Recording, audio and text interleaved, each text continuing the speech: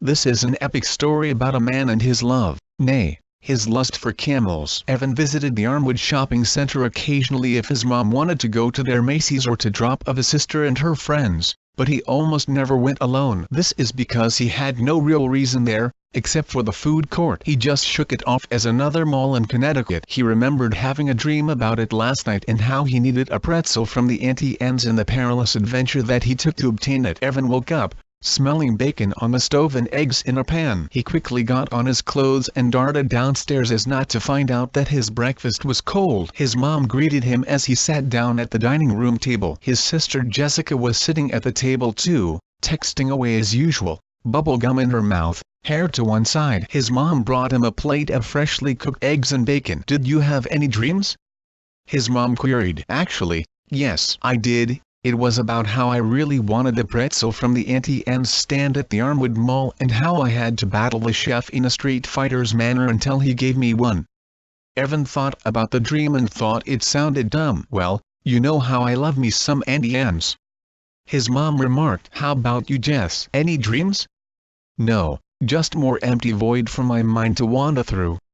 Jessica always had that sort of mindset. Keep away from anyone that isn't your friend and you'll be okay. Her gothic demeanor didn't help her personal presentation either. She embraced the darkness and shunned everything that would give a normal person joy. Evan, on the other hand, was the exact opposite. He was flamboyant, and was open to interaction with friends, family, and friendly strangers. Evan was always ticked off at how his sibling perceived the world, and always poked fun at her when he could. As Evan enjoyed his breakfast, his mom went over their schedule for the weekend. "All right, Jess, you and I need to discuss your grades. After that I need to get my nails done at Armwood, and you two are tagging along." "Jess, you can get your nails done too." "Evan, while we get our nails done you could walk around or find a comic shop or GameStop. Finally, something to look forward to. I thought we were just going to rot away in this old house." Evan snickered, and replied, "You're going to rot away?" "Stop it, Mom, he's making fun of me." "You two settle down. After we're done at the mall we need to get Evan a haircut. And after that we should be done. Oh, and don't forget to remind me on Sunday to pick your father up from the airport, Jess. Once we pick him up I'll take you to Bertha's house."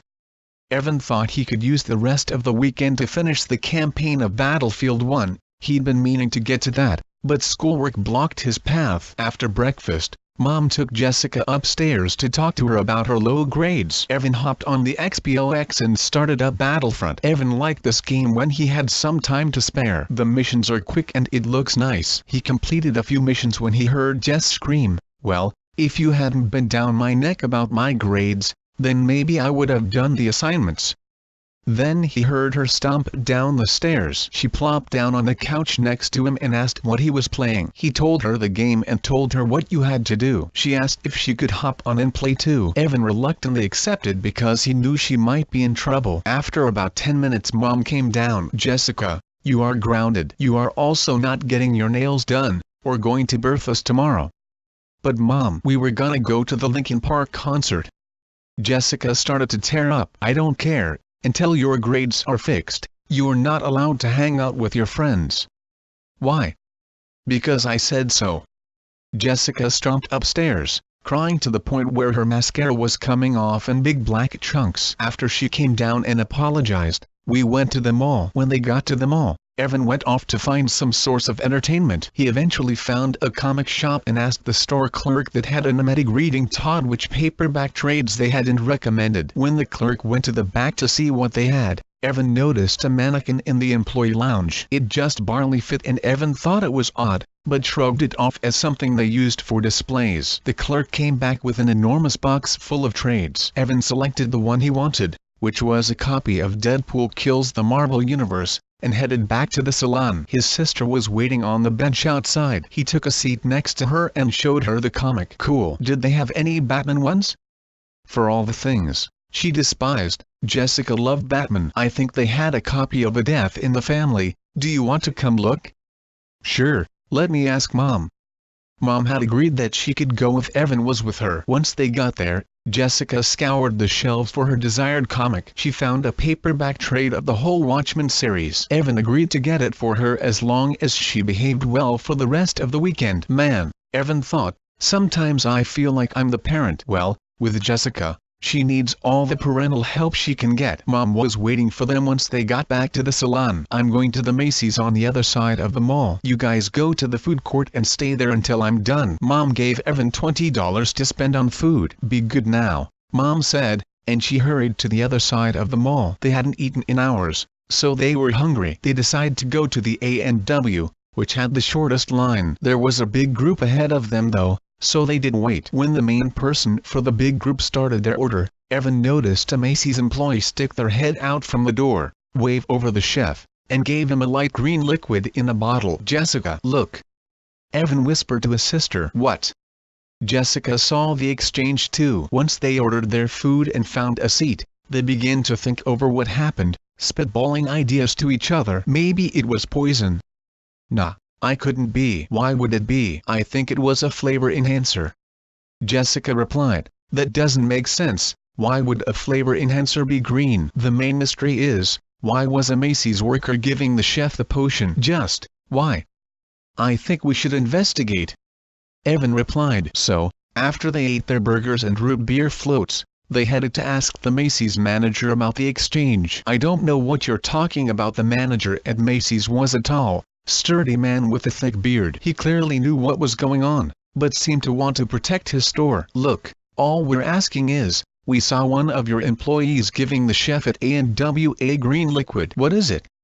Evan had intended to get some answers, but the boss wasn't confessing, so they decided to ask the employee they saw giving the chef the liquid. When they found him, they asked if they could talk. He took them to the back of the employee lounge. He reached into a drawer next to the table they were sitting in. It seemed as if time slowed when he found the thing he was looking for. He whipped out a 9mm with a silencer and fired at Jessica. Since he was never trained at firearms, the bullet only grazed her ear. After that, the boss rushed into the lounge and saw what was happening. Larry, in my office now. Larry, the intern, followed the boss into his office. Evan and Jessica, both in shock, eavesdropped on their meeting. God damn it, Larry, you almost got our little secret out. This little incident can't happen. I'm sorry, Larry.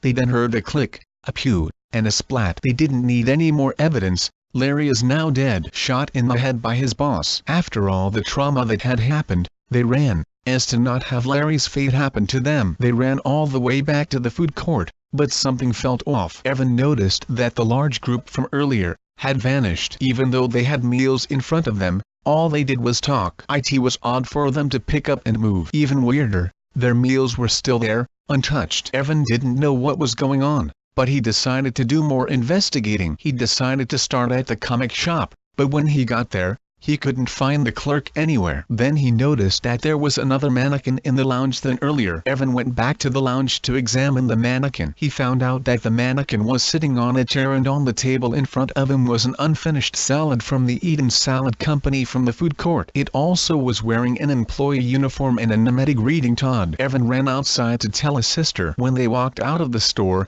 two Macy's employees walked into the store, both looking pretty strong. They decided to hide around a corner on the side of the store. They saw the two employees carrying both mannequins to the Macy's. This can't be happening. That doesn't mean. Evan couldn't believe his own thoughts. Is Macy's poisoning the food court's food and turning the patrons into mannequins? No, this couldn't be happening. It couldn't. It couldn't. It couldn't. It couldn't. It couldn't. It couldn't. It couldn't. It couldn't. Evan mumbled. His head hurt like crazy, and his vision was hazy. Oh, thank God. You're awake. He could faintly hear his mother's soft voice. Where am I? Evan asked after the jarring wake up. You're in the hospital. You've been in a coma for 3 days. Really? What happened? The doctor says that when you were at Macy's the layer of paint they put on the mannequins caused an allergic reaction so hard, that your brain just shut down. Evan was relieved that he didn't have to suffer the mannequin conspiracy anymore. He just wanted to go home and, he's under. Got him, boss. Larry said, after watching the passed-out boy's skin slowly turn into plastic. Good, no one must know about this. Anyone who does know will suffer the consequences. Larry wiped the red paint from the paint gun his boss had shot him with earlier. Put him up on display, and make sure his mom doesn't find out. Yes, sir. After Larry had put the boy up on display, He went to his mom and fooled her into thinking she made the store's millionth purchase. He then brought her to the back of the employee lounge, and killed her, continuing the process that has been going on for decades.